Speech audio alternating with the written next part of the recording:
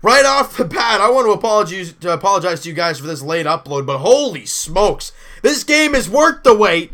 Leafs, well, they tie, but they win, and they get the extra point in the stupid shootout, 6-5 over the Dallas Stars, and this game had everything going on in it. Starting goalies, Freddie Andersen, Kari Lehtinen, nickname Kari let a ton in. That is why he's the backup to Ben Bishop, and that is why he let a ton of goals in today. But let's break this baby down. 4.5 minutes in, Lehtinen lives up to his name.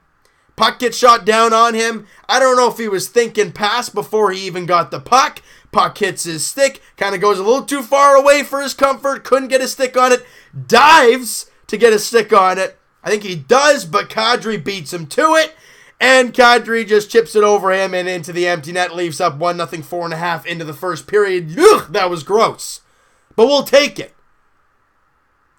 And just under 30 seconds after that, I gotta say, Kari Lehtinen was awful in that first goal. But this second goal was their defensive problem. That was a really bad play by their defense, letting JVR get the third shot on that play.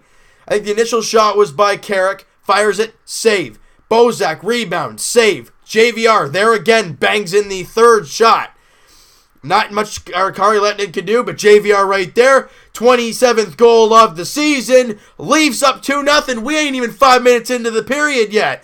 Leafs play pretty good the rest of the period until just over 5 minutes to play.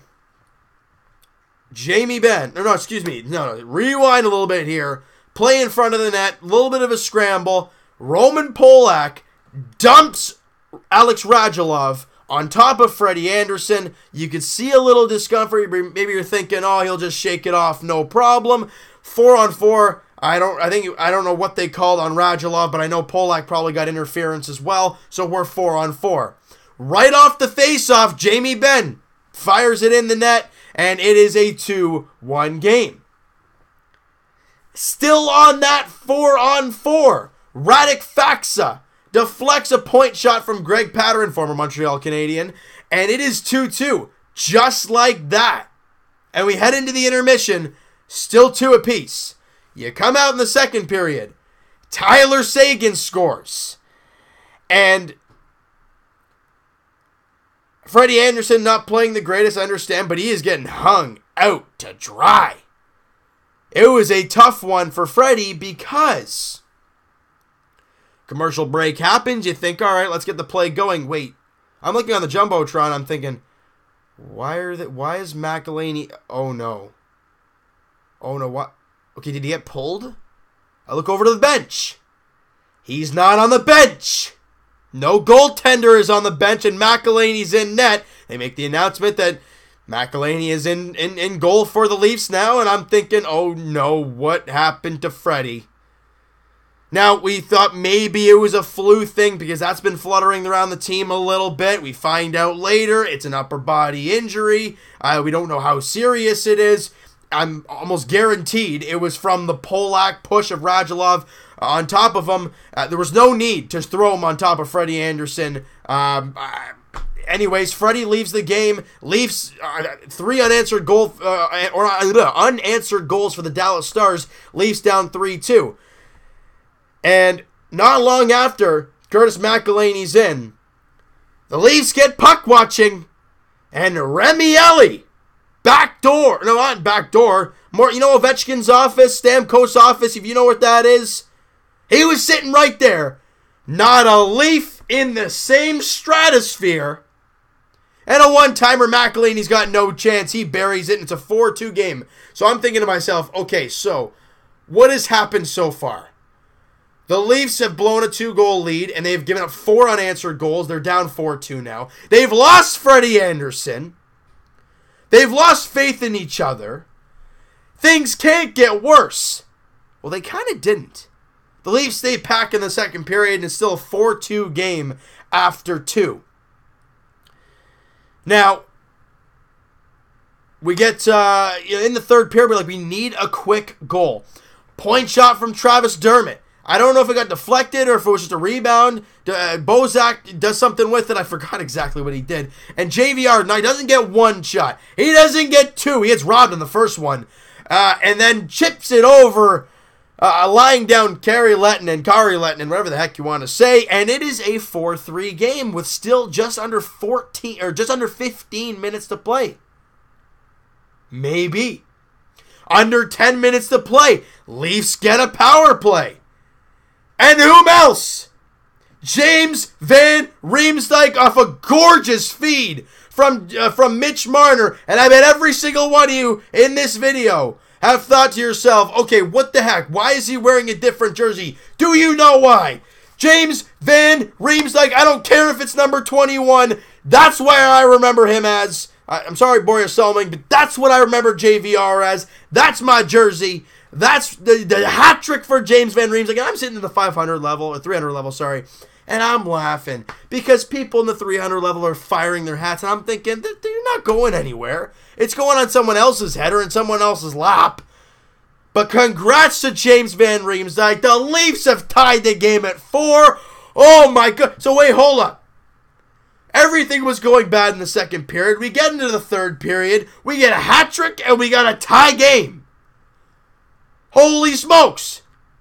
But don't worry. The Leafs. A brutal breakout pass. It might have been Travis Dermott. I'm not sure who it was. 2 or 3 Leafs already getting out of the zone, ready to break out. They got to come back. Leafs start scrambling. And you know what that means? Ovechkin, Stamkos, whoever you want to say, their office is wide open again for Brett Ritchie. And the exact same thing happens. No Leaf in the same universe. And a one-timer in the back of the net. Curtis McElhinney had no chance to get either of those goals. And after this huge comeback, you may score 2 to tie it. The JVR hat trick, it's gone. And this is with just under 8 minutes to play. You gotta be kidding me. And late in the game, Leo Komarov has a really good chance. Gets his arm grabbed and thrown down. I'm not sure what the refs saw there. No call in the play. The last couple minutes, you pull out McElhinney. You start scrambling. As much as Jake Gardiner, and I'll get to him in a second, as much as he still baffles me. He did a terrific job keeping that puck in the final 2 minutes. How many times do we see pucks get ringing around the boards and you're like, that's getting out? Nope, he keeps it in. How many times did he barely keep the puck alive at the blue line? But he did. And there it is. With in the dying seconds, Mitch Marner fires a puck deflected by Patty Marleau. Just squeaks 5-hole on Kari Lettinen in. And we are tied at 5s with 15.3 seconds left. The Air Canada Center explodes. Leaf Nation explodes. And oh my goodness, we are tied and we're getting a point. In a game where really we don't deserve it. They played great in the first 15 minutes of the game. Great in the final 15 minutes of the game. But the middle 30, garbage. And you find a way to get a point. You get to overtime. And this is where I talk about Jake Gardiner, ladies and gentlemen. Because Jake Gardiner, he's a great skater. He's got a big shot. He can skate beautifully. But this is a problem. You're trying to skate the puck out of your zone. And I'm literally I was yelling at him. I'm like, Jake, move your behind. And he's just pirouetting, doing one of these, okay, let's just skate out of our zone. Nope, gets pickpocketed by the Dallas Stars, forcing Mitch Marner to take a penalty, and it still almost goes in.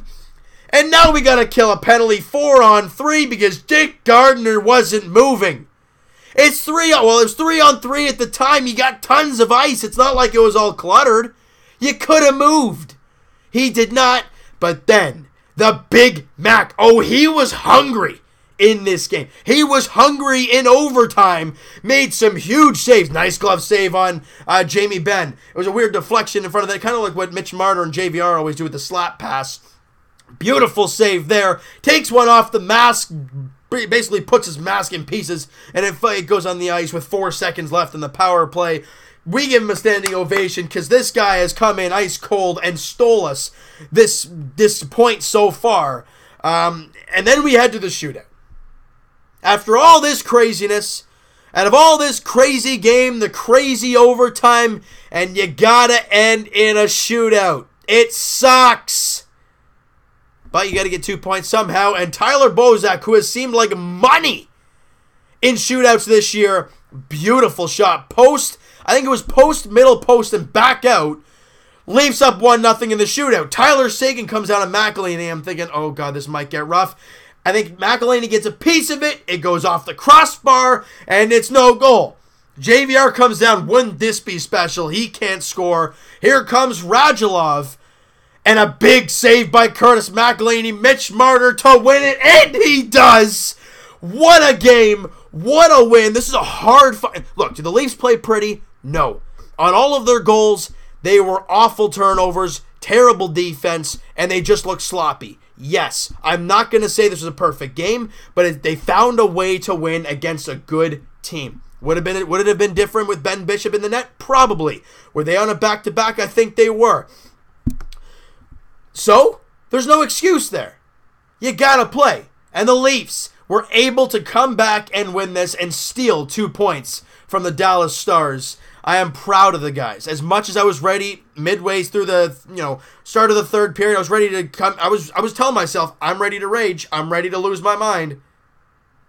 But then magic happened. This team looked awful in the second period. They were absolutely abysmal in the second period. Let's break down the shots real quick. So it was 11-9 Leafs in the first. Like I said, they played a pretty good first period, except for the last 5 minutes where the 4-on-4, and obviously we figure out now that Freddie Anderson was hurt during that time, so there you go. Second period, the Leafs get 4 measly shots and give up 16.